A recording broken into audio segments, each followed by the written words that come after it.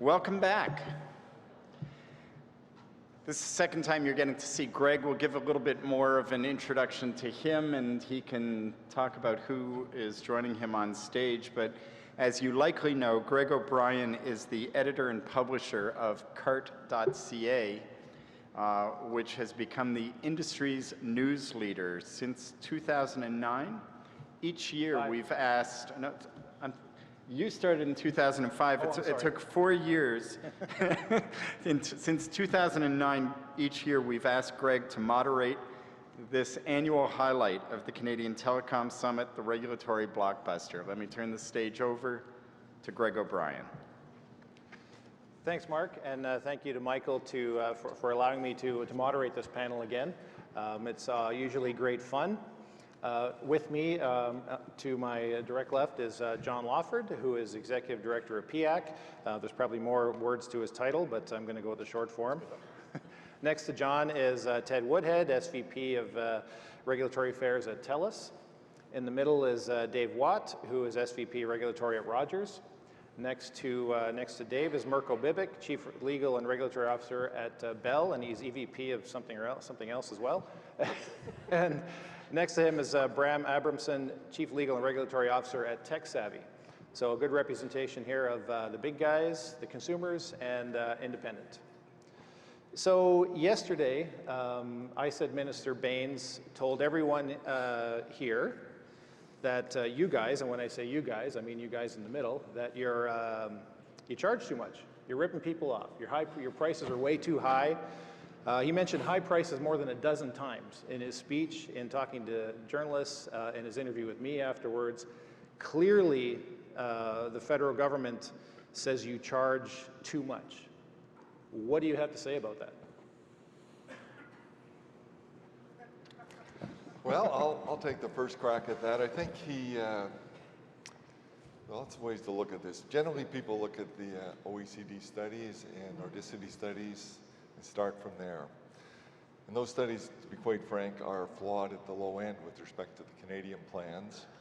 They only include the numbers for the quote-unquote premium brands. They do not include the prices offered by entrants, Freedom, Videotron, Eastlink. They do not include the prices from Chatter, Fido, Koodo, or Virgin. And each of those offers lower prices at the low end than are actually recognized in those studies. From Rogers' perspective, probably an excellent, in our opinion, low-end plan would be our Chatter $40 plan. That's about $29 US. That's unlimited Canada-wide calling, unlimited international text, and 2 gigabytes of data. But I mean, you've had the chance to I've heard this spiel a lot at the CRTC in front of the government. You've had several chances to say this repeatedly, and yet they are, and I say they, I mean the federal government, they don't seem to be buying it. How come? Like what, you know, I asked the minister this yesterday, and he said, well, we have our data, and they basically believe their data. Well, I think, and Mirko can probably add to this, we looked into this several years ago and have tried to convince the OECD to take a wider look at the prices that we offer here in Canada. We have been, probably safe to say, spectacularly unsuccessful. It would require them to, in their opinion, include a huge variety of prices. They're looking at 32 countries. Say it gets very complicated if we're starting looking at 14, 15 different suppliers, whatever it is, per country. Therefore, the matter is simplified. I heard in yesterday's speech, you're focusing in on price, but the speech was much broader than that, right? The speech talked about investment. Oh, well, we'll get to that. But I'm hearing, so it was price, investment, quality, and coverage. He mentioned those 4 things. And we, first of all, on investment, on quality, and on coverage, I think the minister had great things to say about our wireless industry, and I think back to that narrative, alternative truth narrative that had taken hold in this country years ago, where people just didn't appreciate that fact. So actually, I think it's nice to hear a minister of the Crown stand up in front of a room and laud the industry those things. Now, the minister, I think, is looking for a grand slam, like let's lead on all four. If you look around the world, there's one country that's close to the top on all four, on price, quality, service, on price, quality, coverage, and investment, and that country is Japan. It's just that where they lead on price, they tend to have the highest prices, not the lowest prices. And then if you look at countries like in Europe, France, Germany, UK, their prices are generally lower, but they absolutely stink on the other metrics. So, I mean, so that would be my kind of response. It's nowhere in the world is a wireless industry hitting the grand slam on the four metrics. And then I think Republic Wireless was called out yesterday. Yep. So I took a look at the Republic Wireless plan. $15 was called out yesterday too. The $15 Republic Wireless plan is for Wi-Fi only. If you want a little bit of cell coverage on that, including a gig of data, it's $20 US. But of course, none of that works unless you have a phone. So if you look at the Republic Wireless phone plans, take the Samsung S7 Edge, $700 US outright. Don't think that's very affordable for a low-income earner. So then it's $42 a month. So add $42 US a month plus $20 US a month for the plan for 1 gig of data. Take the Canada-US exchange rate. You're within $2 of what Freedom Mobile offers for 4 times the data.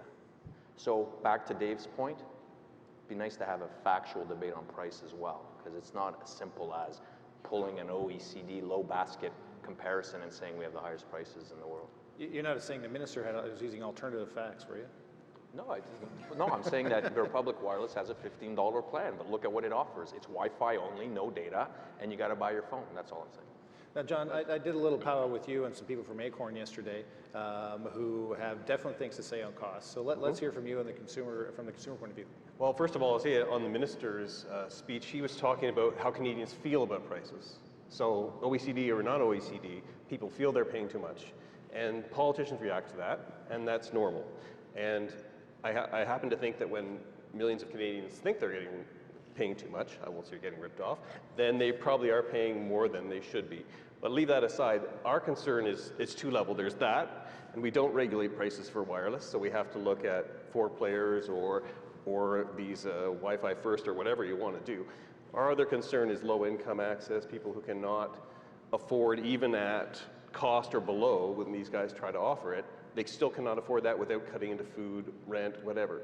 And that's a different problem, and I didn't hear so many solutions yesterday about that, and especially on the internet side. So perhaps the Wi-Fi only thing, although, you know, good points made, you've got to pay for the roaming, so the roaming rate will matter. But the main concern I have is with the low income access. The rest, I'd say they were just reacting to public sentiment.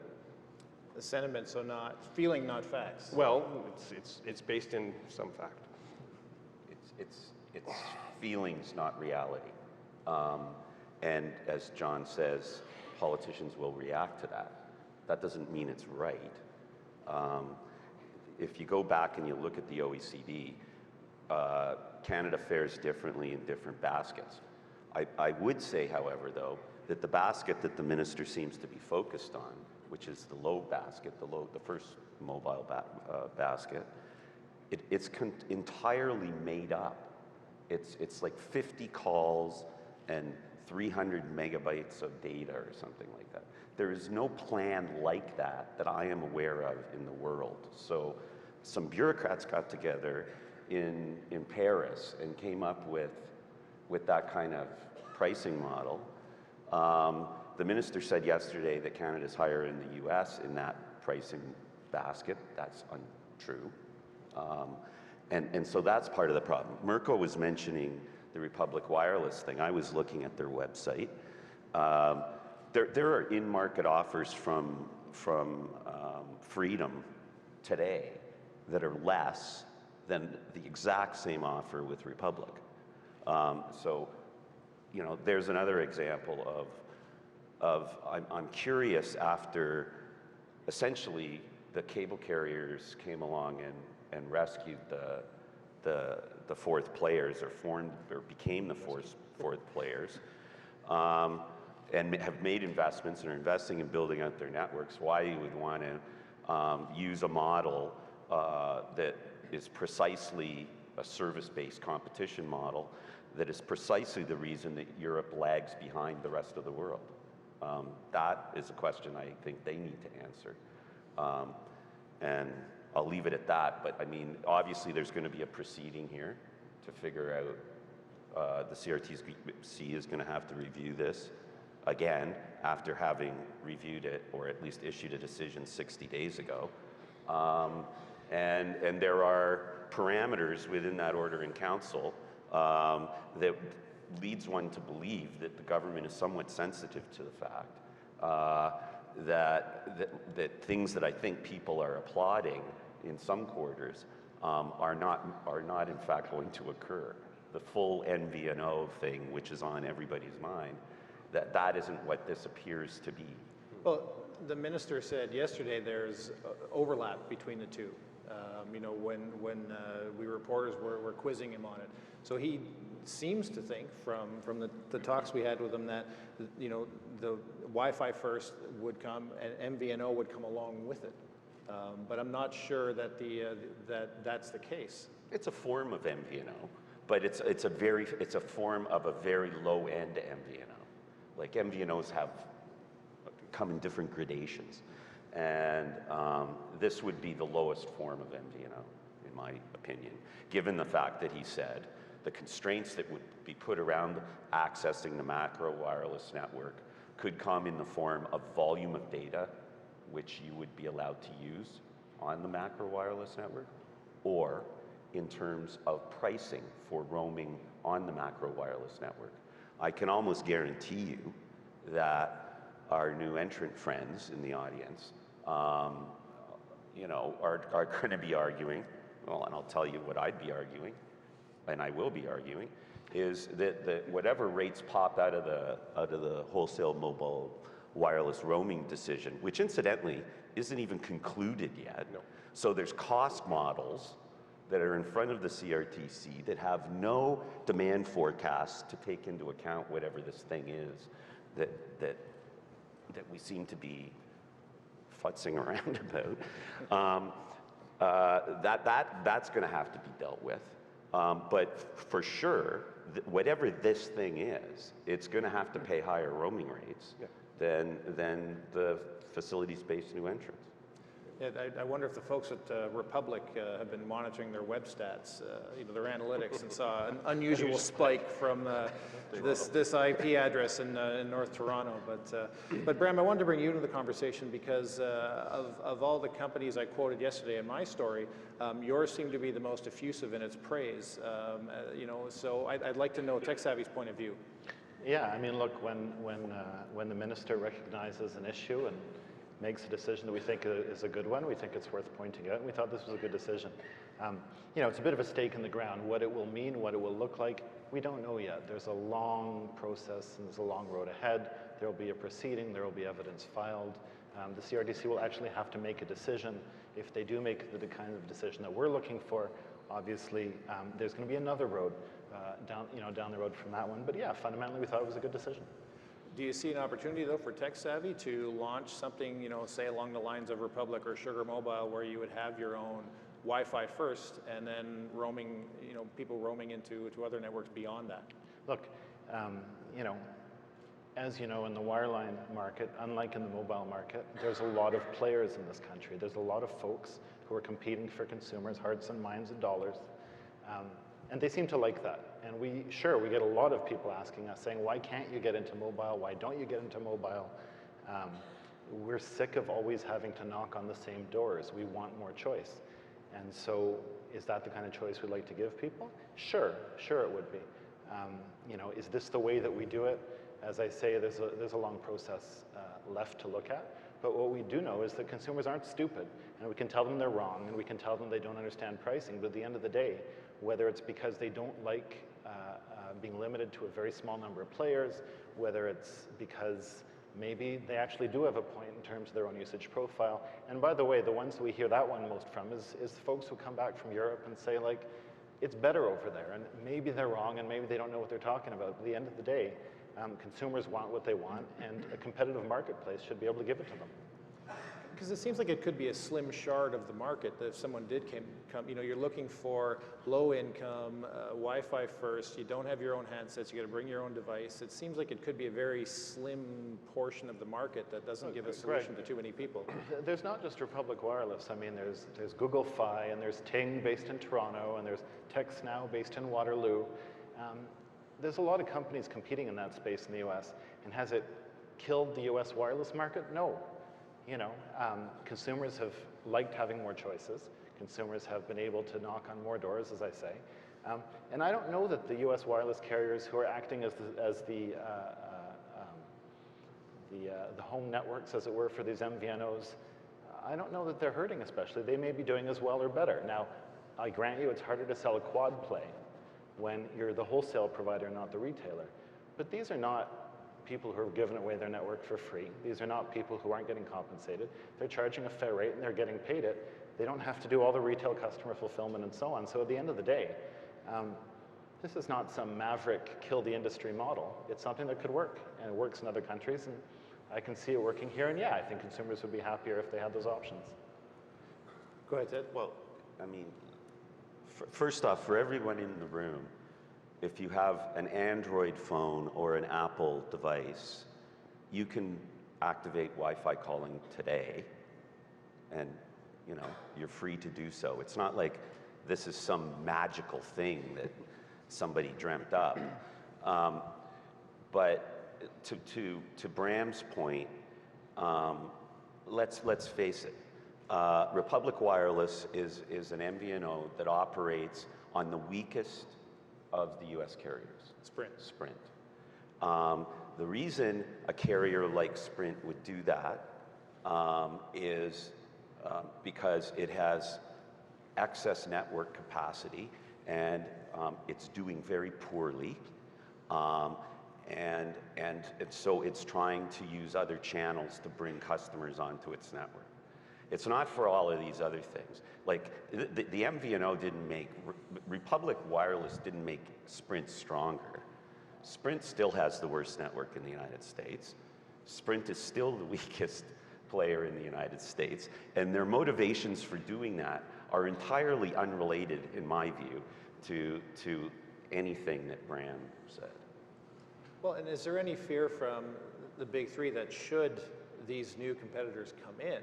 I mean, you're seeing, you know, T-Mobile's action, or Republic, or any of the other ones you referenced, Bram. The last quarterly results for Verizon and AT&T, they lost hundreds of thousands of wireless customers. So is there fear amongst you three here that this could be replicated here? And T-Mobile is a facilities-based carrier. It's not an MVNO.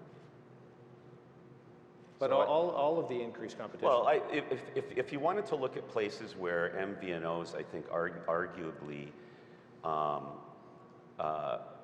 have caused issues, I think it's Europe. It's where regulators are trying to force competitive outcomes, and they have traditionally been abjectly poor at it. And so if you go and you look at those qualities that Mirko was talking about investment, how does Europe do there? Oh, poorly. Quality, poorly. You know, does free in France, does it have really cheap prices? Yeah. It also has really bad networks, and it has really bad coverage. And half the time, and I think Mirko mentioned this to me earlier, but I had the same experience when I was visiting some family in France. And like half the time I was on GPRS. Like, and it's not like I was out in the country. I was like 5 minutes outside of downtown Paris. So anyway. Dave? Yeah, just one thing. So Minister Baines did indicate yesterday that Canada had the second fastest wireless networks in the G7. We looked recently in the Wireless Code of Review, and that time I think the statistics came from Open Signal, and Canadian wireless networks had twice the average data speed as the American. We at Rogers, we've been puzzled for a while. We don't think actually most Canadians recognize the quality of the networks, the amount of investment that goes into those networks. Rogers alone, we spent $8 billion in our wireless network alone over the last 5 years. So we actually commissioned a poll, 1,000 informed Canadians, those who are active civically, etc. So people who generally have some interest in this.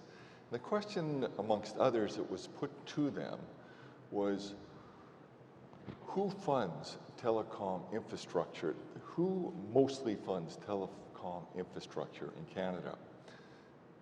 Out of informed Canadians, 37% of them thought the government was the majority funder of investment of infrastructure.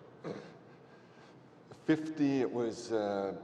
There were 5% who actually said, I don't want to pick between the two.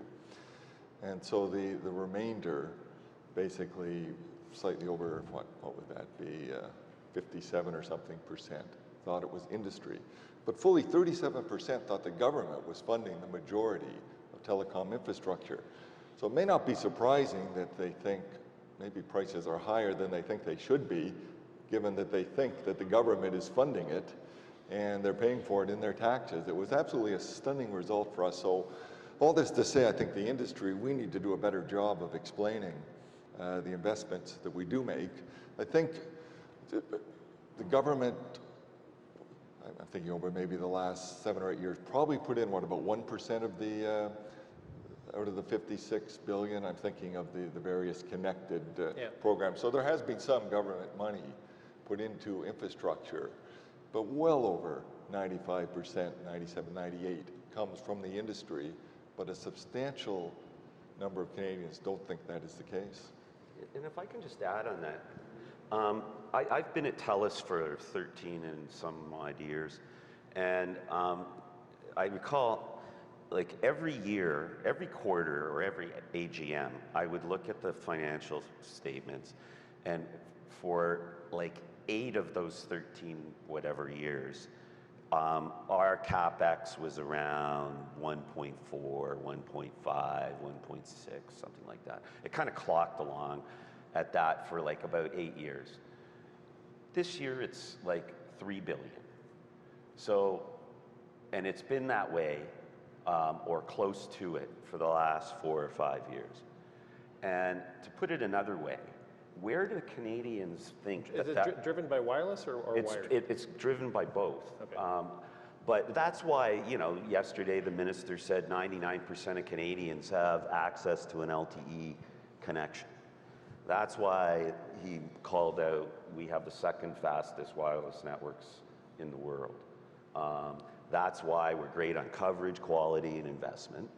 But, you know, like, put aside whatever happens out of this proceeding around this Wi-Fi first kind of model.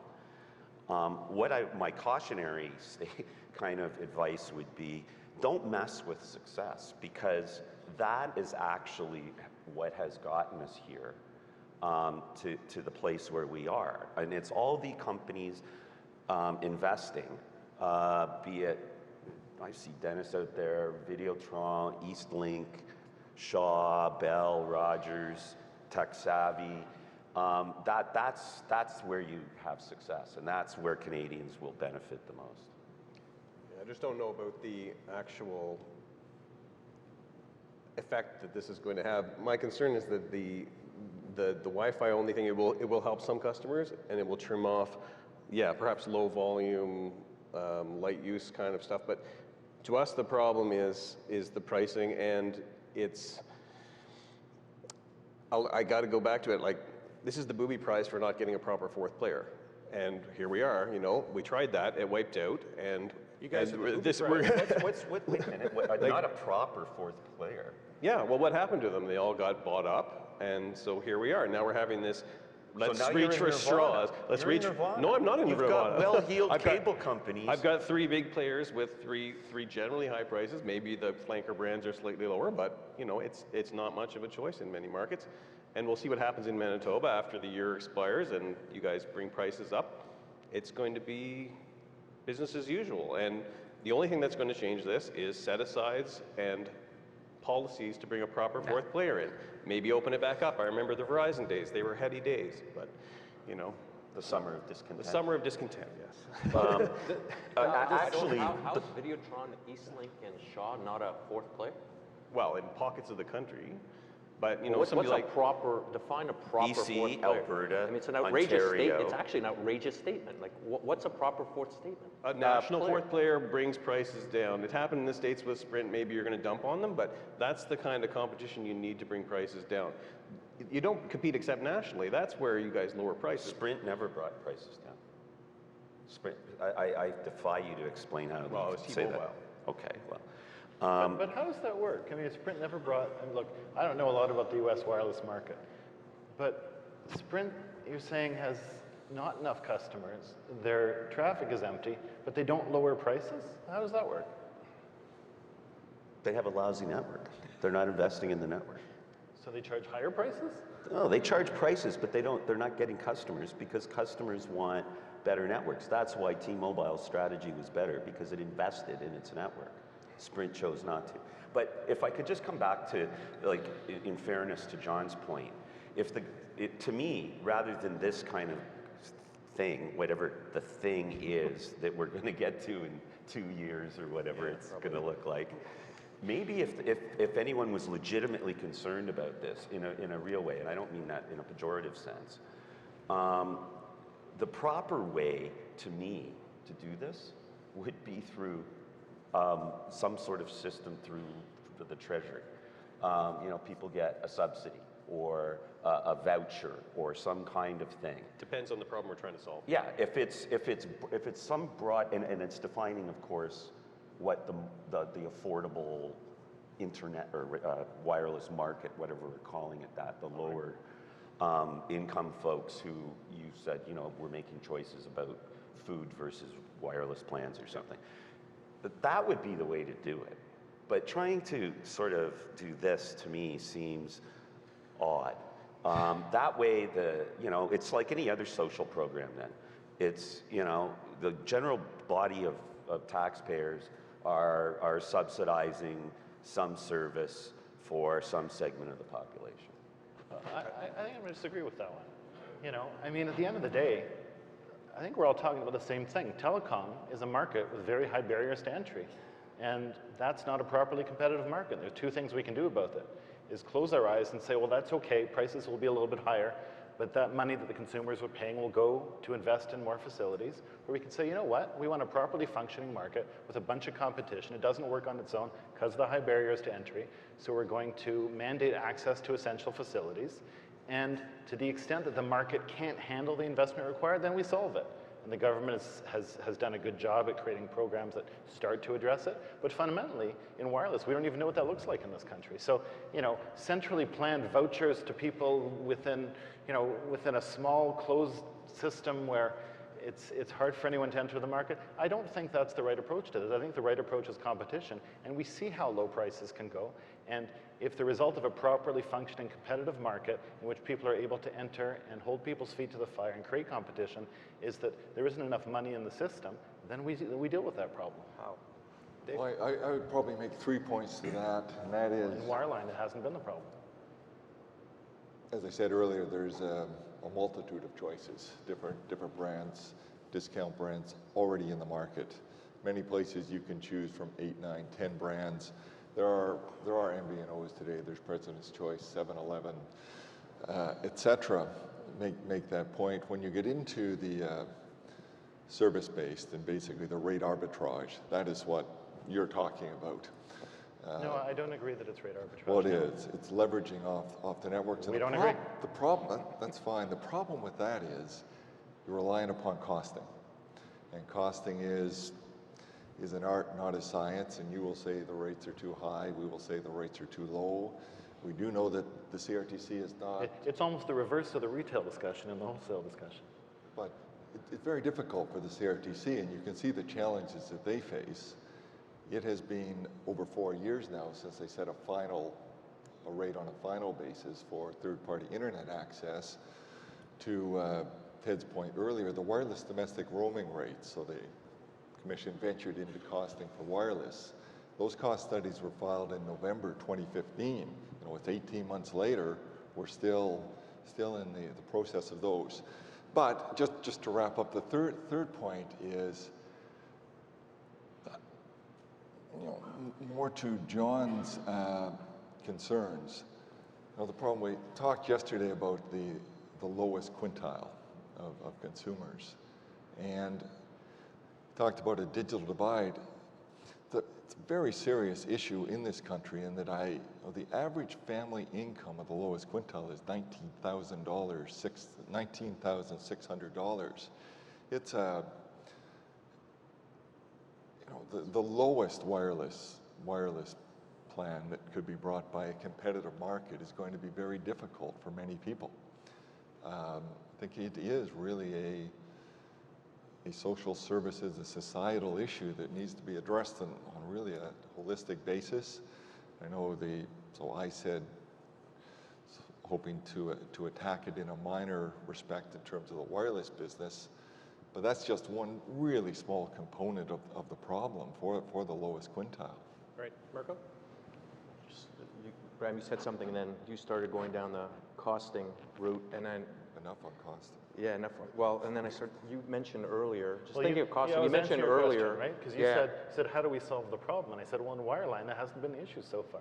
Again, in wireline. So on wireless in the U.S., when about 10 minutes ago you talked about the U.S. wireless carriers deciding to give access to MVNOs, and you said presumably clearly they're getting a fair rate, and they're negotiating those rates. Not quite what I was saying. Well, I was saying said if we do it here, it'll be a fair rate. I rate. assume that Sprint wants to be in that business, and that nobody's making it. And they're negotiating their rate, and presumably they're satisfied with it. In that market, with that number of carriers and so on, I assume that's what's going on.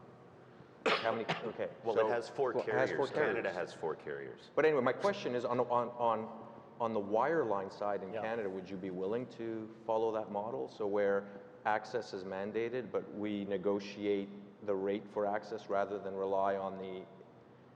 Of course, the difference between mobile and fixed is that when you get home, there's 1 or 2 lines to your home, but any number of towers may see your home, and it's not a question of, either you use that line or you don't. So mobile is fundamentally different than wireline, and market power is fundamentally different. The market power of the person who has the line to your home is greater than the person whose tower happens to see your home. Because if someone were to build another tower in that area, they would see all the homes in the area. Whereas the only way to get to your home is to build another line, and there is no market for 3 lines to the home. Okay, so wireless doesn't have any essential facilities then. No, I didn't say that. You said that presumably anyone can build a different. tower, so it's not that hard, is it? I certainly didn't say that. that. Let's go back to the question. We're going to go around in circles. The question is, would you be willing to try? But to be clear, the question was, power would is you? not binary. Market power is not either you have it or you don't. It's degrees of market power. And But that's not the question is I there asked you. more market I want power? to know if Sorry, in the different wireline question. side, yeah, totally different. Okay. In the wireline side, would you be willing to try the negotiate first approach? We've already tried. Where? To be clear, in the wireline wholesale market, we are all free to negotiate, and we do negotiate, and we know what those negotiations look like. I'm talking about for fiber access and FTTN access and TPIA. But why would something that didn't work in FTTN and So you're saying for all of those? Yeah, we do negotiate. We negotiate all the time. Without a baseline tariff? Without a backstop? Yes, that's what I'm asking. Well, so far we have not succeeded in negotiating the kinds of fair market rates that we think would make sense. So why would we extend it? It doesn't. It hasn't worked in this country. Never tried it. Well, so let's be clear. Right now, today, we all are free to negotiate, and we do negotiate, but there's a backstop saying the price can't go higher than X. You're saying if we took away that backstop, maybe negotiations would go much, much better. There's no logic there. I don't get it. Okay. Because you were talking about the fair rate negotiations for mobile wireless access in the U.S. I was noting that in the U.S. they do it without being required to, and that's great. I would welcome it here. If you're telling me that, if you want to, right now FTTP is not yet mandated, right? We're still figuring out the details. Yeah, it will happen. Yeah. If Bell would like to sit down with TechSavvy and say, you know what, we don't need all that. We'll show them that we can negotiate a great rate without the regulator. We are game. Okay. But Bram, again, let's look back in the history book here.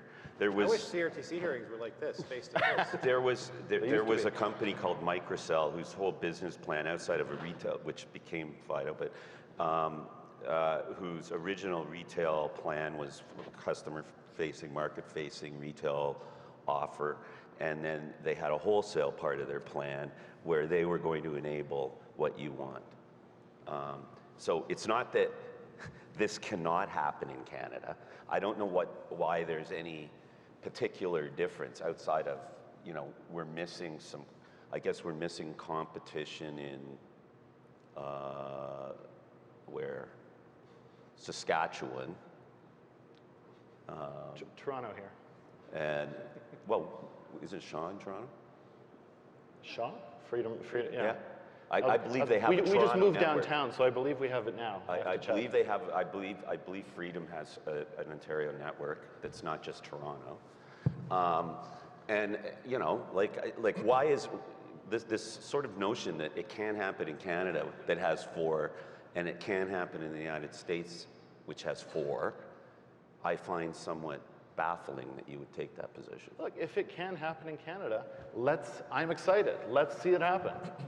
I mean, we've got a 10-month runway or whatever it is for this CRTC proceeding on Wi-Fi first. And hey, let's beat that deadline. Let's get MVNO going in Canada, and they won't have to hold the hearing. We're game. All right, if there's any questions, please come up to the mics. I just wanted to say that. Don't hold it till the end, just come on up to the mics. Speaking of Wi-Fi first and different plays, I've got a surprise question for the panel that none of you know is coming. I talked to Samer Bichet from ICE Wireless yesterday, and his quote was, in 2017, software should be considered as facilities-based. And everything's sort of in the cloud, software this, software that. So why can't software be considered facilities-based competition? Well, His question. The Telecom Act says facilities-based is wires and stuff in the ground, and that's I'm sorry, but it isn't. But the Telecom Act is up for review. Well, Sure, you can change it whatever way up, but right now. now it's not. Software is not facilities. Otherwise, that's nonsense. Samer seems like a nice enough fellow. Where is he? But there's, and maybe Dave's better to speak to this, but software, whatever. At the end of the day, what they were doing there was essentially permanently roaming on, I believe, Rogers' network, or certainly not roaming in an incidental fashion on Rogers' network. And the way I would, and the kind of innovation that is to me is kind of like when you stole your neighbor's cable in university. Not that I did that, Dave, but I understand some people did. So the installer would have caught you eventually. So I'm not so sure that what he's saying is in reality outside of the legal considerations that I agree with John's comment, but that actually makes a lot of sense. Well, I would just say as a matter of logic, we're the communications world. We're communicating between parties. You can have all the software you want in the world, and it's not getting anywhere without the $56 billion of investment that people put into transmission facilities to carry and make that software of some use in terms of communicating. If you want to keep it within one computer, fair enough. But in a communications world, without the networks, we are literally left with nothing. What's the goal? I mean, the goal of Samer's comment is to say we should be allowed to do what we're doing plus roam at a good rate, so we don't have to build stuff. And sure, that might work for some people to bring down certain prices, but it's not going to replace the average users who want to roam, who want to use their phone all over the place, and it's not going to replace, as they're saying, the investment. To me, we've always been somewhat skeptical of MVNOs at PIAC because it's not getting to the heart of the issue. The heart of the issue is who's, as Bram's saying, who's got market power in each market, who are the players, and who has facilities in the ground, and you can regulate those people differently than you can the resellers. And you can control them with spectrum auctions and all this sort of stuff. That to me is where the hard work is, and all this other stuff is hope and stuff around the edges, and maybe it'll shave off some price here and there. But to me, it's a big concern because it's not getting to the heart of the issue. You know, I don't know what the answer is to Samir's question. I guess technically, I think Dave's right to talk about transmission facilities, the Telecom Act, and look, that's legal stuff. I don't think that's the point of the remark about policy. I guess the Telecom Act has a wide definition for telecom facilities and a narrow definition for transmission facilities, and we're somewhere in between those in this conversation. But, you know, I mean, I guess at the heart of Samir's point is a good one, which is that the line between what's hardware and what's software is getting blurred. More and more, with the chips that we put, which are filled with software instructions, on the routers and the switches and all the other stuff. I mean, more and more of it is software. I know that I always have a hard time going back and explaining, look, I need the numbers on how much we've invested in facilities, and they say, oh yeah, you know, I mean, all those millions and the routers and the switches and the this and that. I say, no, you can't count any of that. And they say, but it's all these boxes that we're putting in these colo facilities and, you know, in our own closets and all this stuff. And they say, yeah, but those are telecoms. They're not transmission facilities because it's the wrong kind of investment. We're spending on all that stuff, but it doesn't matter how many boxes you buy or how much routing stuff you do or whatever. And by the way, so that people understand in the room, third-party internet access is a misnomer. There's no internet included. It's just last mile access. And so the stuff I'm talking about is all upstream from there, right? It's you start, you interconnect, and then you build your network outwards from there. Well, all the boxes don't count. I always have a hard time explaining that, and you know, I'm reminded of that when I hear what Samir's arguing. At the end of the day, it's true that the line is starting to get blurred, and I don't know what we want to invest in. I will say this, we want to make our investment efficient. Got a question out there, Ed? Hi. Recently, the minister has encouraged the carriers to develop a low-income broadband offering for those that can't afford the service. And the minister's given a shout out to TELUS and Rogers. I'd be interested in a two-part question. The first is wondering, is Bell planning anything similar? And secondly, I understand the consumer groups and PIAC in particular have been somewhat critical of the minister and his approach to encouraging the carriers to develop these programs. So I'd like to hear PIAC enunciate its concerns with this direction. You want to start? Well, our concerns are, apparently, people have been talking for a year while the BSO hearing was going on without including us or Acorn or anyone else who actually knows what low-income people need to have for their telecommunication services. I don't think it's acceptable, even if it's coming from the political end of town, to have a back door, to have a back channel, and to have a secret deal done in the back and then present it to people. Say, here you go. It's completely insulting. It takes the whole regulatory, like, why did I bother showing up to the BSO hearing if you guys are just going to do your own program? The argument we made for that was that subsidies are fairer, they're transparent, you spread it across the entire revenue base of telecom, just like you're doing for the build-out subsidy. We can do it at a level that will not burden the industry because it'll be the same as the US pays for its Lifeline and Link Up programs. And that the reason why I was so upset about that was because we were not included in these secret discussions. And my concern is the programs will be limited, let's say, to people with children. Well, it's great that children have a chance to do homework online. And there's the homework gap, we know about all that. But what about single people? What about disabled people who are often, living single as well? Why don't they get subsidized internet or wireless service? There's all these questions. If you just asked us, or you had a broad-based program, whether we're included in this private deal making or whether we actually get a decision from the CRTC that's fair, that's the way to do it, not to cut us out and then say, here you go, here's your low-income package. So it was very distressing if that's exactly what's happening. I don't know if that's what's happening. So are you guys doing one? Did the minister ask you to do a program? I have no idea what you're talking about in terms of a year and BSO. None of that happened. I've been working on our program for 5 years. So you should relax about the BSO thing, because I failed mightily for 5 years to get that program launched. And when I finally couldn't get anywhere with the federal government, we went to the provincial government, and it took 3 months to get it going. And all I wanted was some anonymized access and a way to validate who was below a certain income threshold. Which is what the new database does. Which is what this new database does. So, like, seriously, I'm not. I don't know what's I'm just telling you, Yeah. like, seriously, this is like, Rogers launched it a long time ago. We've been up and running for over 3 years in rent-geared income households, so it's available to 120,000 households in our cable footprint in Ontario, Newfoundland, and New Brunswick, and there would actually be 153,000 homes that would qualify, but there's 560 organizations that we're dealing with, so we have 160 signed up. So it's just the small ones that haven't been, and that's a $10 a month plan, 10 megabits per second down, one up. So just before we turn to you, Samer, at the mic, I know you want to have your say now.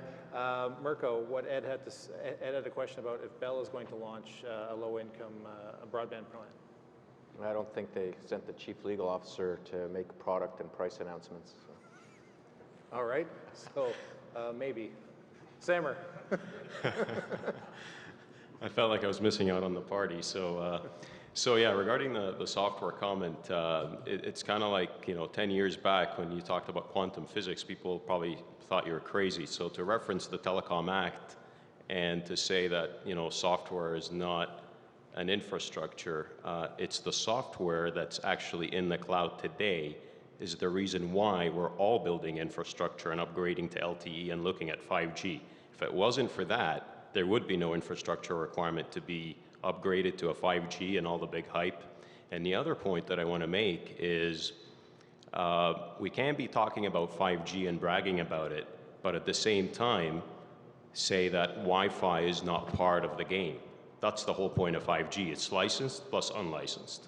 So I just wanted to make the point since my name came up, and I wanted to say hi to everybody. We could put all the labels we want on we can try to categorize every piece of equipment and software into this bucket or that bucket. What Samer's actually asking for fundamentally is let the big guys build the infrastructure and let everyone else who can claim to have software be eligible to have mandated access. That's fundamentally what's being said there. And that, again, as Ted said, let's look at Europe.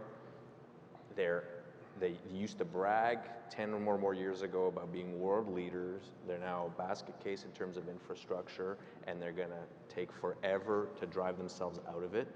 And you really have to look at investment, price, quality, and coverage. And if you want to do really well on most of those, you can't have these kinds of mandated access rules, particularly not when you have 4 and more players depending on the market. Clearly, there's no essentiality in any of that. I really wish we had a colleague from Europe here. That would be good. And then just before we turn to our question there, and one more defense of Samer, his company does have a lot of infrastructure in the far north, and he has built networks and knows what he's talking about on that. Totally agree. But the comment was more, I like the appreciation of yesterday's announcement, and then even extended further by saying let anybody who has software qualify as an eligible roamer. And that's how I interpreted that comment. I guess I feel as though I needed to defend him since I drew him in to the whole conversation. We have a question on mic 2. In full disclosure, I work for Tech Savvy, but this question comes from me being a consumer of mobile in Canada. It sparked from the comment that I think it was 36 or 37% of the people surveyed thought that the government provided the mobile infrastructure, and that's probably why they think the prices should be lower. If anybody wants to open a T-Mobile website or see any of the commercials that come across the border on television, you'll see you can get 4 lines for $35 with unlimited data. I think that is why Canadian consumers believe that the prices are too high, because they're seeing the competition in the US. I'm curious to see why you believe it would be different there than here. That's basically my question. Good question. Well, you get more you get less in Canada than you do in the United States. The prices seem comparable, but nobody ever compares exactly what you're getting. So you're right. The T-Mobile offers and stuff you see on the ads when they sneak through on the Super Bowl or whatever are very tempting, and it's quite frustrating actually for consumers to see that, because they know you can get more in the States for less. It's like when you go there and you get a big plate, where in Canada you get a half-size one. What can we do about that? Like, to me, it comes back to making sure there's a proper fourth player in every market, and you guys are going to get on me with what's a proper fourth player, but one that has proper market share and can actually sort of break up this one-third kind of pie. That's where we're going to get down to pricing like that. Well, you need some player to Just take to break from the pack. to take the dare. I mean, you know, I listen to the conference calls every quarter from all of the public companies. Much talk about rational pricing. You know, Bay Street really likes rational pricing. They don't like price wars. They don't like to see. They really not like to see what's happening with T-Mobile driving prices down come into Canada. And I think that's what the questioner was getting at. Who's going to take the risk to jump off, build their subscribers by chopping prices? Well, I would make probably a number of comments. One, said earlier, our data speeds are on average twice as fast, 2 times faster than the American data speeds. So you've got a better quality network here. You've got a better quality network here in a country with 1/10 the population, with a larger landmass. And there are very competitive price offers out there. As I mentioned, our Chatter offer, I think that's a pretty good offer at $29 US. Unlimited Canada-wide calling, unlimited international text, 2 gigs of data.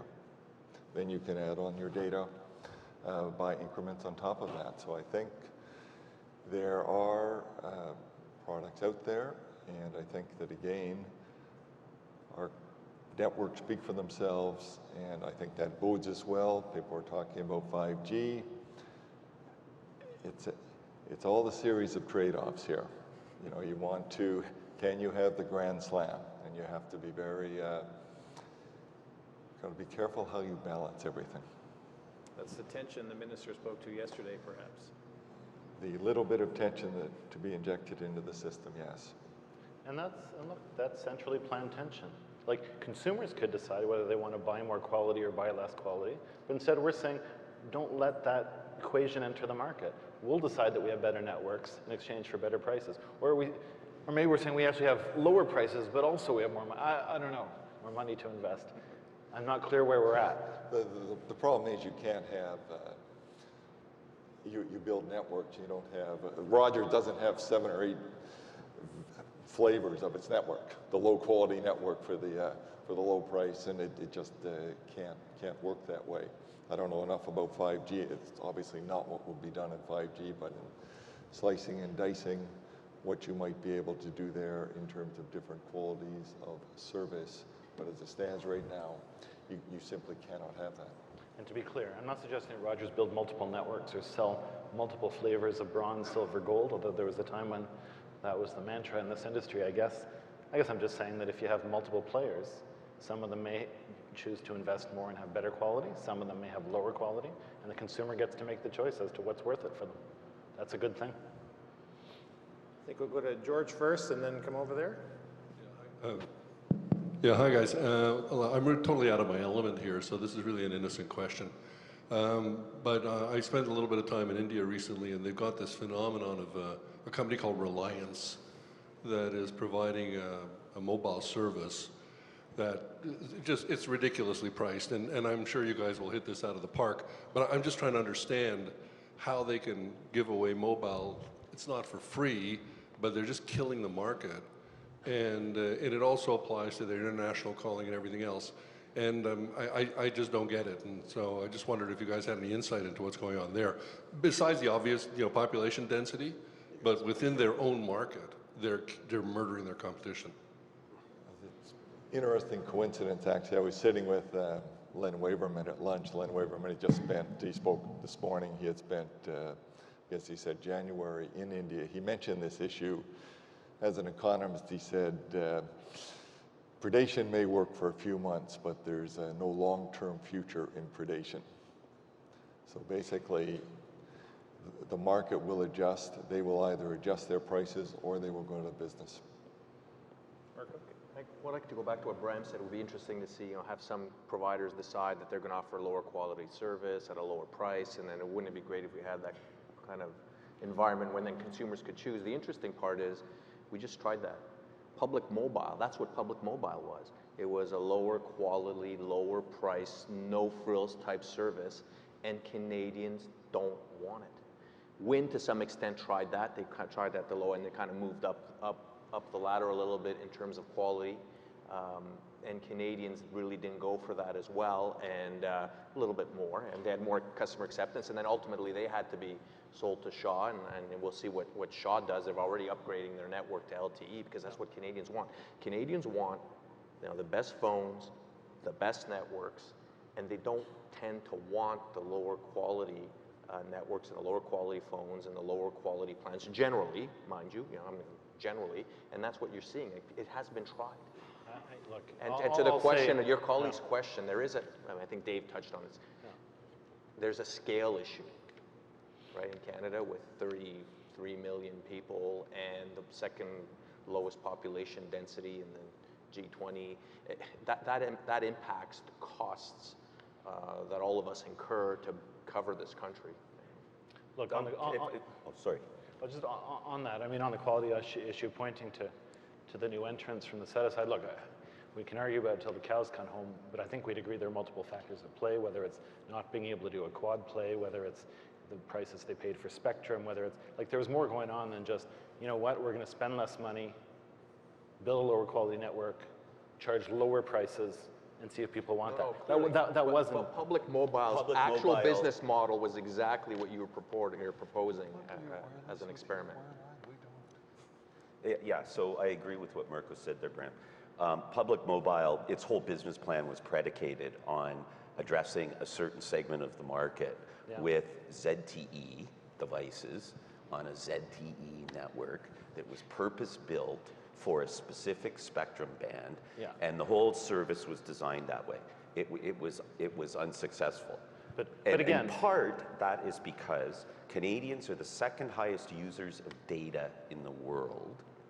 They like Apple devices and high-end smartphones, which incidentally, when people get into this pricing US comparison thing, we buy in US dollars, which is, there is a considerable FX effect. Canadians also like heavily subsidized devices, and all of these factors, those are the factors that play into various pricing levels, in my opinion. But yeah, I mean, look, on public mobile, again, same answer. I think there's more than one factor at play when you talk about a completely different ecosystem, different devices. You couldn't buy a cheap one down at the used store and put in the SIM or whatever. If you're talking about that level of market, I just think there's more at play, and I think to point to public mobile and say, well, that didn't work in the end because someone else bought them eventually.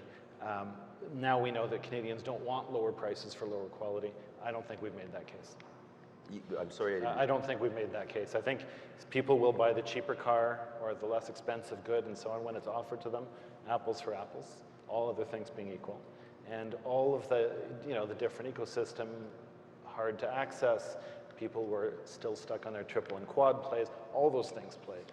No, I don't It's not as simple. So, like, you can't have it both ways. So, out of one side of your mouth, you're saying, T-Mobile, and it's managed to survive in a world without a triple play or a quad play. T-Mobile, like, in the US? Yeah. So I wasn't talking about T-Mobile, I think my friend was, but... well, whoever was talking about T-Mobile. But yeah, T-Mobile's because great. They don't have all this other crap to sell. They can sell it cheaper. Because I thought your point was that because they were a single play. It's all of these factors. Once again, like if you have deep pockets, if you have a common ecosystem, if you have. I think this is more theory than fact. Well, it's interesting, and I mean, if you look at other areas of retail, I mean, I'll shop at Food Basics knowing they have lousier produce than Fortino's because prices are better at Food Basics. But I'm not sure that translates into my connectivity. I pay full price for always-on connectivity. Don't want the Food Basics of phones, and I'm not sure if other consumers are like that. I don't know. We have a question over there. Yeah, Francois Caron. Just for Mr. Bibic, I went on the website of a certain office supply store. Because you mentioned that unlocked cell phones, the one you mentioned costing $700.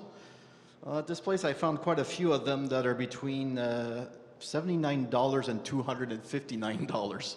They're not the latest technology or anything like that, but they're still very functional. So it's like a little bit, kind of, how can I say, disingenuous to say that the cell phones need to be subsidized because of the high cost when there's already a wide selection of cheaper options that will still work extremely well for the situation where they're needed. That's not the point I was making. I said that I compared the Freedom Mobile rate plan for the Samsung S7 Edge. So I looked at the exact same phone on Republic Wireless, and it's $42 a month. So I said, take $42, add the $20 rate plan, it's $62. That's Right. all I was saying. Now I could look at, they also offer some, I don't know the manufacturer, but the J1 and the J2 phone. Yeah, remember, the I could J1 pull and up- J3. Yeah, so then look at Freedom's J1 and J2, and look at Freedom Mobile offers the J3, and the pricing is fairly close. I mean, it's within spitting distance. So that's all I was doing. All right. I'm not saying you can't get a cheaper phone. You can. But Okay, you can get I a cheaper was phone on Freedom Mobile, too. You can get a cheap phone on Virgin Mobile. You can get a super cheap phone on Chatter. Yeah, no, I just wanted to make sure that people understood there was other options out there, and it was the starting point wasn't $700. No. And also the other thing I was just listening to you guys is it seems to be like you're still somewhat fighting each other. It's like I know it's a competitive industry, but you seem to be like hitting heads with each other, even during CRTC hearings at times. And I'm wondering, it's like, have you ever thought about just working together and concentrating on making sure everybody gets the service they want, and maybe get together and submit a single submission to the CRTC? I, for one, am looking forward to the MVNO model within 10 months, so I think we're doing very well on that front. Yeah. What about it? Work together? Kumbaya? There's a Competition Act. Yes, they're not allowed to. Well, I will say, can. in all You're honesty, talking about taking common policy positions. I mean, sometimes, sometimes that happens, but And I mean, actually, Francois, like it's indicative of the fact that there is a competitive industry. You know, what you should be more worried if we are all sitting here saying, yeah, we all agree with each other. but you know what? We do work together. Like, we are a great customer for each one of you guys. We spend a lot of money every month with you guys, millions of dollars. We have good relationships. We work together, and that's positive. I'd like to see more of it. And in CRTC hearings, the submissions sometimes sound somewhat similar between the three of them. So. Right. So let's switch to an issue that is that I know some members of the panel have different points of view on. Raise your hand in the audience if you like free stuff. Keep your hand up if you like free exclusive stuff. It's yours. Exclusive to you. So I'll speak only for myself. I saw a lot of hands up in the audience. I kind of like free stuff. Free exclusive stuff. I wore a members only jacket in the 80s. I bet you did. You were waiting for a chance to work that in, huh, Greg? So with that in mind, why is Videotron Unlimited a bad thing? Do you want me to pull out the decision and read it? Because it says that there's unjust discrimination and you can't unjustly discriminate. It is telecom, it's not selling shoes. So that's the answer. But there are different points of view along this panel as well. Indeed. So why shouldn't there be this sort of level of differentiation allowed? Netflix in the States has kind of walked away from net neutrality now as an issue that... Because we have a telecom act that says don't do that and we follow the act. And we have a ruling that says that's the law so far, so until somebody appeals it, we're done here. the regulator's been known to once in a while make a mistake, though, right?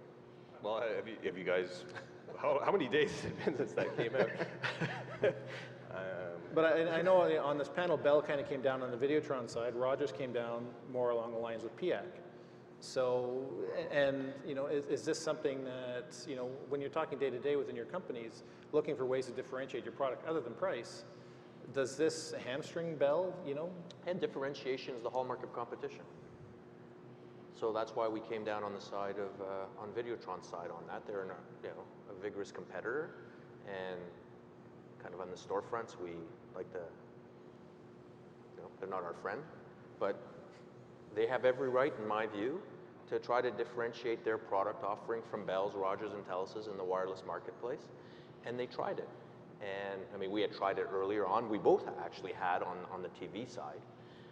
So they, you know, unfortunately, kind of both of our TV programs got stopped by the commission. So they modified their approach with music, and I thought it was innovative, and it should have been permitted. It's too bad for the consumer. Yeah, I mean, let me step back on this for a second, because the interesting thing about differential pricing, we can't even call it zero rating, I don't know why, that would have made it a lot easier, is that other than the mobile TV example, most of the examples of zero rating or differential pricing, which I find very curious, are from new entrants that trying to differentiate themselves in the market. So again, we have T-Mobile with Binge On, and Videotron was trying to do this thing with unlimited, and it wasn't, you know, you brought in this notion of exclusives, or I don't know what you were trying to do there, but the fact of the matter, It's exclusive to Videotron customers. yeah. And, you know. Oh, I see. Okay. I can't see why. I find that decision curious in that respect, because I actually think it supports competition in that way. But yeah, no, there's limits. We were lauding we were talking about some of the panelists here were talking about some of the more positive attributes of what you see in the U.S. in wireless, but they have Go90, Verizon on NFL Mobile on Verizon, whereas data charges are zero rated. Same thing with Go90. Same thing with T-Mobile's Binge On. They're doing it in the United States. They're offering consumers choice. T-Mobile's trying to differentiate itself, so is Sprint. Hey, they're doing a lot of things in and the United Verizon's States. You know. reacting to that. What's wrong with that, John? They're doing a lot of things in the United States right now. We maybe don't want to jump off the same cliff as them. And the point is, you've got companies coming up with programs that are going to be keeping out new products and services. Why would you ever be able to compete with what you're talking about, which is like a cableization of the internet, where every provider will have their suite of free stuff, and then you're picking, it looks a lot like cable television, you're picking between these ones. No new competitor is going to be able to come and knock off the 6 music services that are offered, the 3 video services that are offered. You can forget about innovation from the edge, and I mean, as long as we have open, free networks, there's always a chance you guys will be disrupted. I mean, it probably won't happen, but it gets, the possibility is still there. And that's why the non-discrimination rule is there. And so we've got, what we have is the network that will allow the next best thing. And what you're talking about is closing it off. no, that's incorrect. It is. All of the things that apparently most of the people on the planet believe are the next best things or the next great things, all were done in an era where there were no net neutrality rules. When there were no? Net neutrality rules. There were no net neutrality. It's not neutral. I'm talking about non-discrimination. I'm not talking about The internet was, I mean, there were no neutrality rules. The internet was not a mass market thing. Like, we didn't expect the internet but to you're come talking in about and edge sideswipe providers, the whole and you're talking telecom world. about people who are innovating at the edge. So you know, the zero rating thing has been part of the net neutrality debate. Do you accept that? Yes. As a statement? I take what you're saying, and I'll talk about why the net neutrality, or whatever it was called, ruling from the CRTC is a bit odd as well, because of the existence of Section 27. But all of these innovations, or that's what I took you to be saying, John, you know, that these would be shut out, and there would be a closed internet, and there would be all this bad stuff happening. None of that stuff ever happened. And none of those innovations, the Facebooks, the Googles, the Ubers, the whatever it is you want to talk about, all of those things happened without any of these rules, because that's what customers want. I mean, look, let's be careful. I mean, the net neutrality, look, first of all, the internet. Let's be careful? Well, let's be careful in not mischaracterizing what happened. Madison River was how long ago? Oh, come on. Like the FCC was very clear that when you do discriminate, when you fail to have net neutrality. Cable company. Madison River Cable Company did something stupid in some rural cable system, and it went on for a couple of weeks. Somebody from the FCC called them up and said, knock it off, and they said, okay. And why did they say knock it off? Because they didn't like it. Well, that's... So, you know, like, do you need a whole, do you need a whole, But do we you need had to, a whole a framework. whole regulatory artifice to deal with something with rules all over the place when this can be handled very differently? We get held up as a poster boy for this. So let's go back to 2005. There was a website called Voices for Change that was somehow related to one of our trade unions. And this website was showing videos of TELUS people on picket lines and crossing picket lines. And then there were voices with faces blacked over that were trying to incite people to harm these individuals and their families. TELUS made an application in the Alberta Court of Queen's Bench for an injunction. And that, of course, takes some time. And we made the decision to block that website. And then all manner of calamity occurred, of course, because people, you know, and it went on for a number of days. Then we got the injunction and we stopped. And so on the basis of that, are we going to have like all these net neutrality rules on the basis of Madison River? Like these things that people are talking about are like kind of made up. And I think the Canadian Telecom Act in Section 27, actually, that's the heart of common carriage right there. That's right.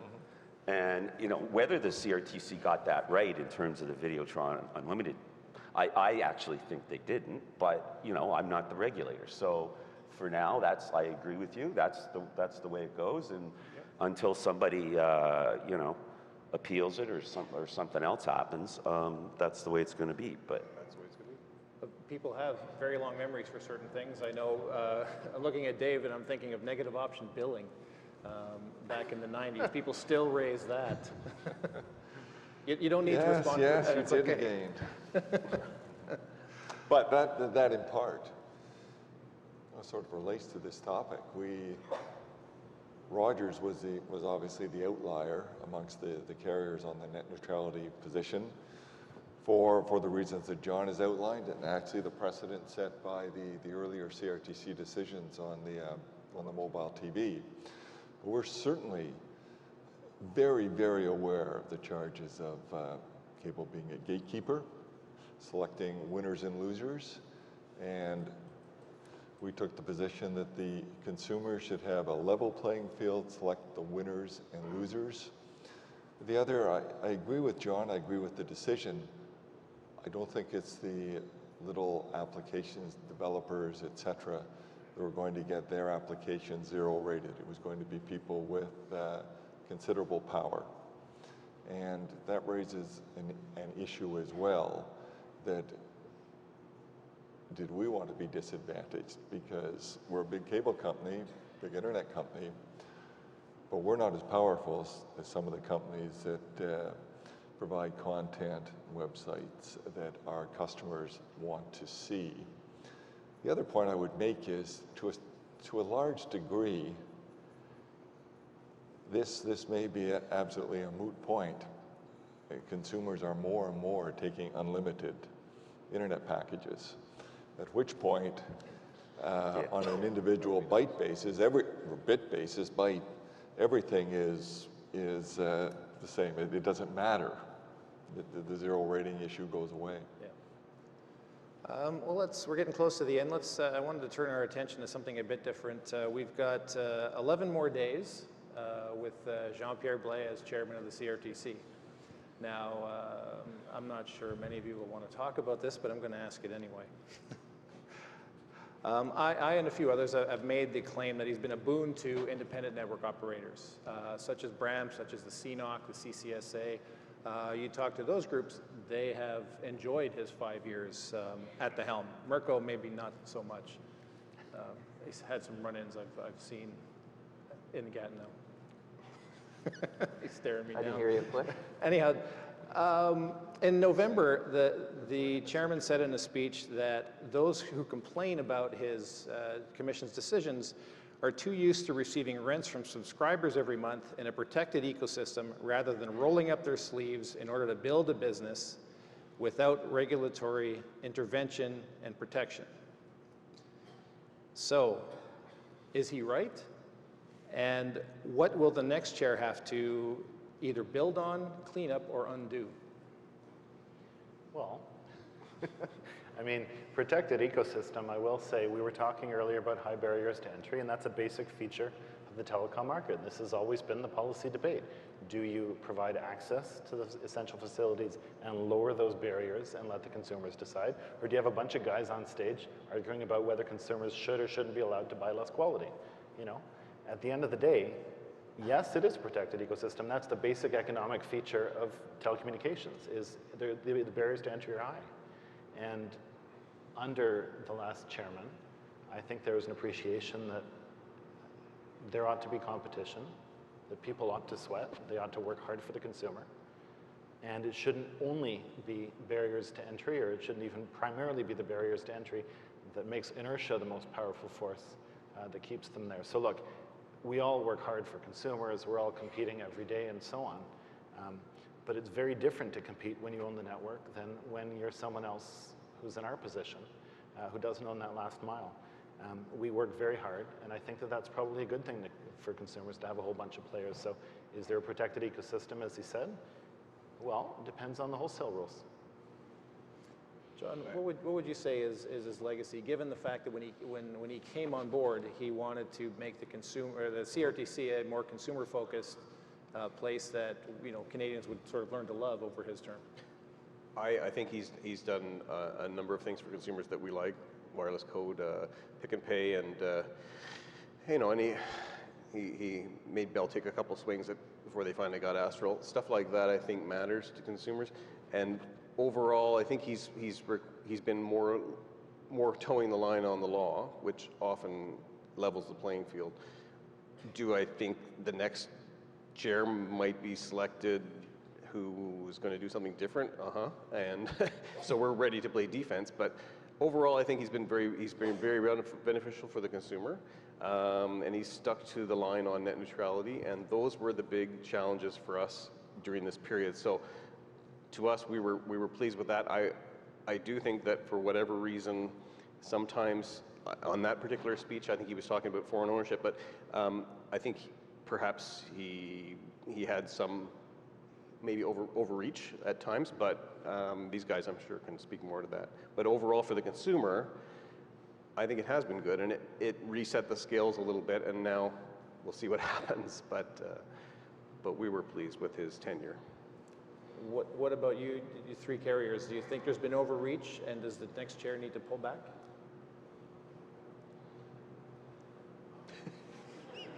Well, I would say, sort of thinking about this, he's obviously a very prolific chairman in terms of the number of hearings, the topics that have been covered. He had really covered the waterfront, the Let's Talk TV, the wireless wholesale, wireline wholesale, the various codes of conduct, next generation 911. So really very, very active period. But I would say two things. One, and this was really the topic we started on last year, I do think that hearings are good, and they're evidence-based, etc. But I think that there has been a lack of dialogue between the regulator and the industry, even consumer groups, that was a big theme of this group last year. Yeah. That I don't think serves any of us well. I think their public policy would be formed in a better way if there was more dialogue. Now, not saying that no secret deals, but just you can get more reasonable discussion, more information exchange, and even if it's only going back to the situation where in the previous chair we had the opportunity to come in once a year, lay out what our strategic plan was, how we saw things going forward. That is helpful, I think, for the CRTC. It would be helpful for, I said helpful for everybody. Not all have the same strict rules that were applied in the last 5 years, but that would be one thing that I would hope would change. But I think you have to give the man his due. He has tackled the absolute hardest topics in this industry over the last 5 years, and he's made the decisions that he thought were appropriate, and I have to give him credit for that. And that is apparently that. All right, moving right along. I'd like you guys to place yourself in federal cabinet with the upcoming review of the Broadcasting and Telecom Acts.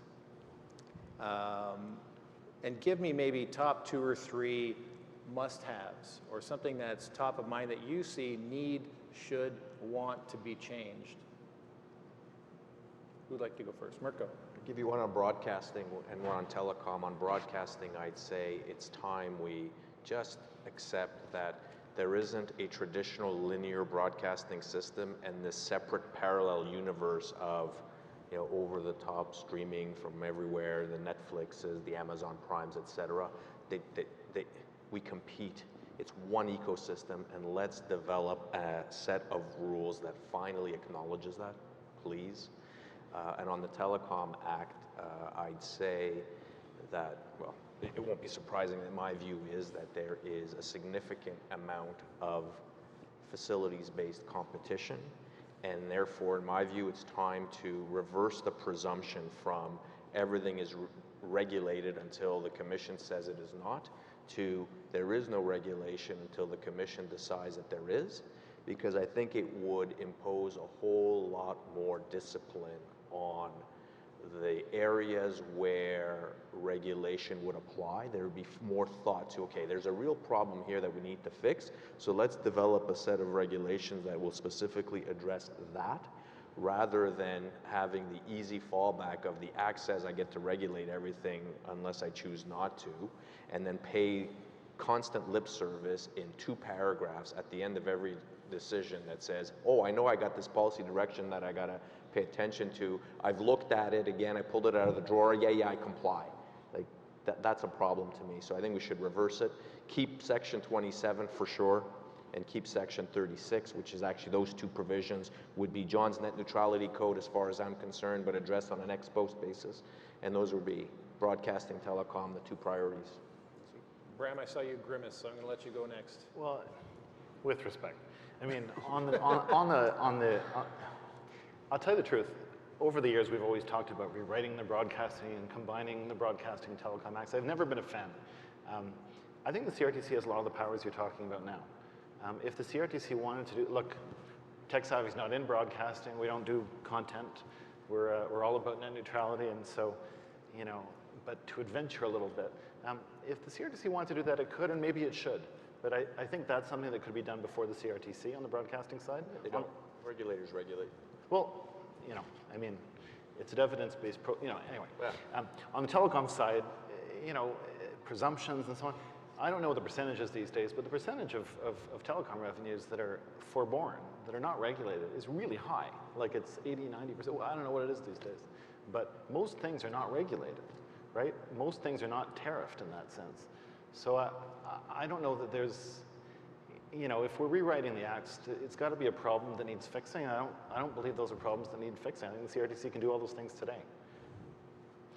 In terms of my asks, I'm going to go the other way for that reason. I think the number one thing, honestly, that we want to see is a transparent process. I guess I was around, but I wasn't dug in the last time they wrote the Telecom Act. But from what I understand, they had a fairly transparent process where they introduced it in the House, they kicked it to Senate to go to committee there first, witnesses went up and down, they got to hear from everyone, and they brought it back to the House of Commons. So by the time they got to the House of Commons committee, they'd heard from lots of folks. They were able to invite stakeholders to sit at the table and help review the act. I think that's a good process. I think we all want to be there, and I think this is enough in the weeds, and you know, enough of us have spent a ton of time with it that we want that kind of transparency and that kind of involvement. So honestly, that's the number one thing. So who wants to play Minister Joly or Minister Baines next, John? Well, our ask would be a proper universal service obligation, which does not exist. I mean, we argued it did, but obviously the CRTC didn't think they had to do anything for low-income people. And, you know, it's dead clear in the US under their Communications Act. They have a whole section on it. And like it was pointed out in the Telecom Policy Review Panel as being a huge hole for a G20 country to have no universal service obligation in law. That's what we're looking for if we had one ask. The rest, it's an interesting point Mirko raises, actually. It's sort of like a broadcasting license model. You get to do what you want, and if there's a problem, we deal with it afterwards. It's sort of been, as Bram says, so much has been forborne. That's almost the way it is. But to flip it, I think that would make a difference. It would make a large difference. I just don't know if that would be that favorable to consumers. We'd have to see how that was, like the process that you had left over for adding bits, how that would mechanically work.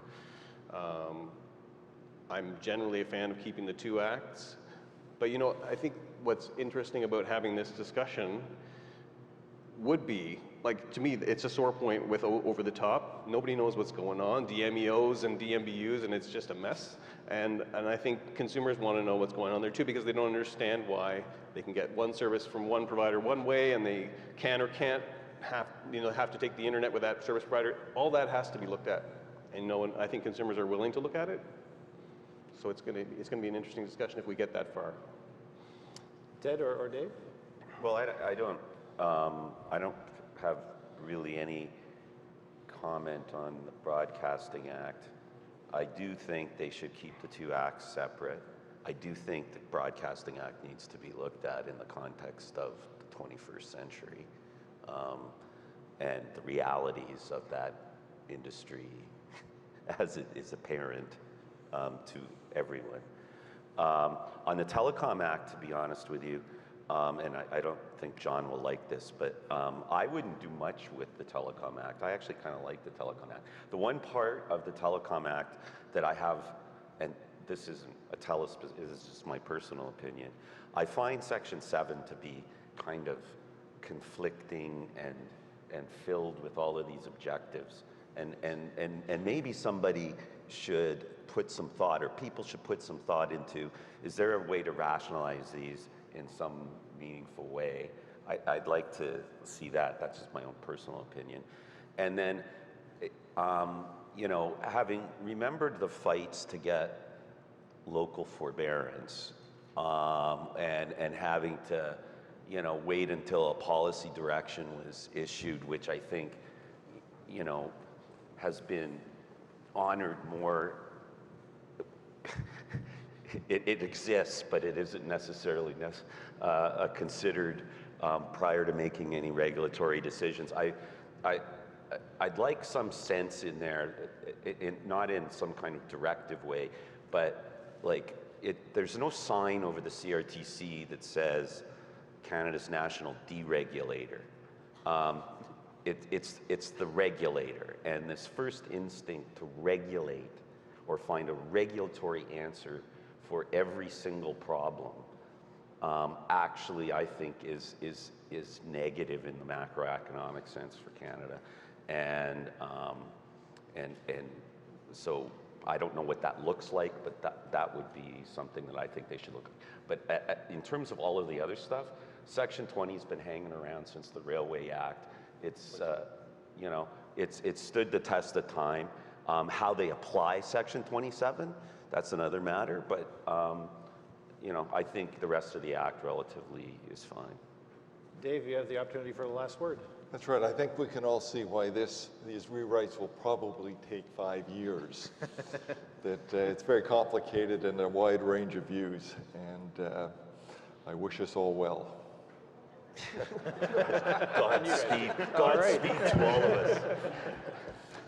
Man, It's as though Dave is looking at the countdown clock going, Right to zero. that this is a TV show and we're going to commercial. See, we but, let you start, we let he you took end. it right down to the wire. Would you like to expand on that? We can hold the commercial off for 30 seconds. No, I'm good.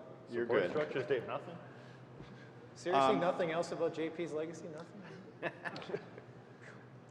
Actually, No, actually, I'll on- take you up on- in the here we 30 go. seconds. Okay. You know, The audio-visual people could just throw up one last slide as we fade out in. Before we fade to black, I do you just still wanted- have the slide, guys, queued up? There we go. Oh, you brought a slide. Development of the internet will be based 90% on government policy and 10% on technology. What is the source of that one, Ted? Perrin Beatty, 1990, Minister of Communications. The only reason I just found that astonishing, that government policy was going to build the internet. And I just thought it would be a nice fitting way to end this session. Regulators regulate. Yeah. That may be what was Regulators guiding gotta the differential regulate. pricing decision, I think. So we will be possibly hearing a contrary view to that in the closing address coming tomorrow from Ajit Pai with a different perspective. We'll also have Samer took an opportunity from microphone 3, but he's got an opportunity on stage tomorrow. I'm giving a little bit of a preview while we still have a good audience. Tomorrow's program starts at 8:30. Appreciate everyone's attention. This session is always a highlight for me, and just looking at the number of you who have stayed through the day to hear this session, I want to extend your thanks and my thanks to Greg, John, Ted, David, Mirko, and Bram for, again, sharing their perspectives, showing that the competitive industry is a competitive industry with different views. And thank you again for making the Regulatory Blockbuster one of the highlights of the Canadian Telecom Summit. Thank you very much. Good work, guys.